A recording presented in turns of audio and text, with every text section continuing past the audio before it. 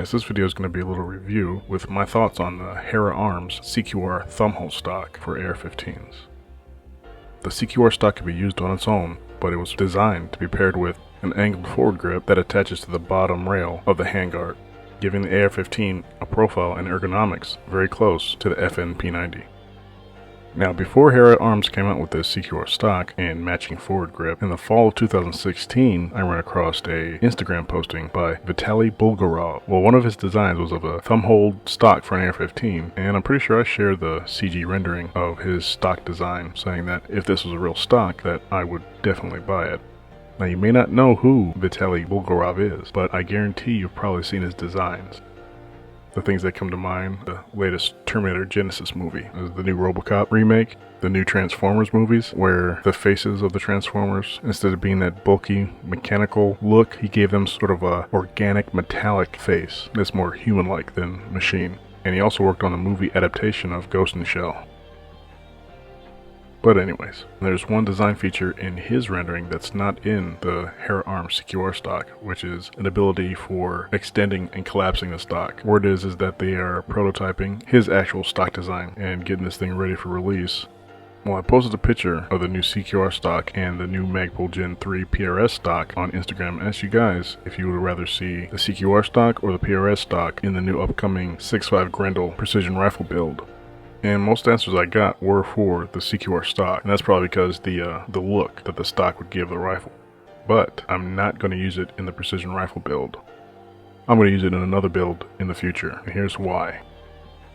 In the PRS stock, you can adjust for length of pull and for your comb height. The CQR stock you cannot.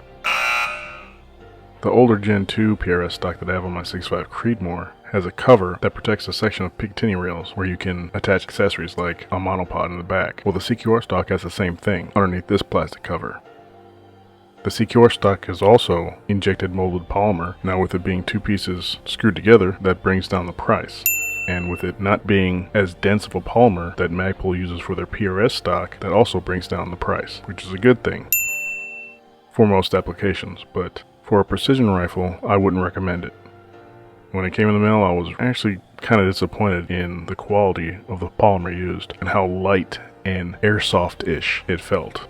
It reminded me a lot of the Mission First Tactical Minimalist stock, which is also injection molded and made with a not-so-dense polymer. And that's the reason why Mission First Tactical was able to say, hey, we're the lightest stock on the market, because it was less dense. They also make featureless version of this stock for all the California guys that can't have pistol grips or thumbhole stocks on their AR-15s. Sorry guys, but at least you got some options, right? Now, where the Magpul PRS stock attaches to a A2 length rifle buffer tube, the HERA-ARMS CQR stock actually uses a carbine buffer tube.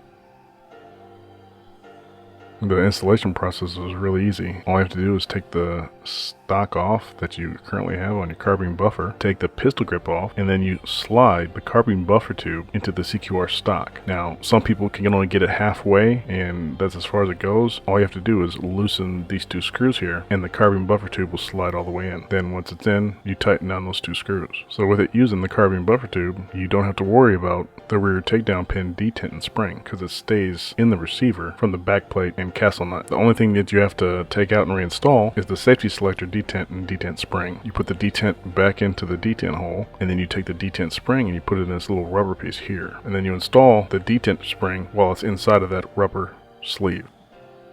So for the HERA-ARMS CQR stock, I'm going to grade it on quality and price. For price, I'll give it about a B. For quality, I'd have to give it a C. The reason I give it a C for quality is the fact that it doesn't really feel sturdy enough after it's installed in the rifle. I mean, the stock is a stock and a pistol grip's a pistol grip, right? So it should be fine, but for some reason it's just the feel the CQR stock gives me isn't the greatest. It's not the most sturdiest. And the reason for that is the low quality, less dense polymer that they use. I can't wait for Fitty Bulgarov's actual thumbhole stock to be released. I think they're going to make it of a higher quality than the HERA-ARMS CQR stock. And that's about it for the HERA-ARMS CQR stock review. If you guys like this video, give it a like, and don't forget to subscribe to the channel. Feel free to stop by the Facebook page and check it out. We usually have a pretty good time there. I've got an Instagram page as well that shows a lot more behind the scenes and things that happen in my life in general. And I've started a Patreon page now, so with a donation of $1 a month you can get access to early releases and behind the scenes footage that you wouldn't be able to get on the YouTube channel. And that's it, guys, so take it easy.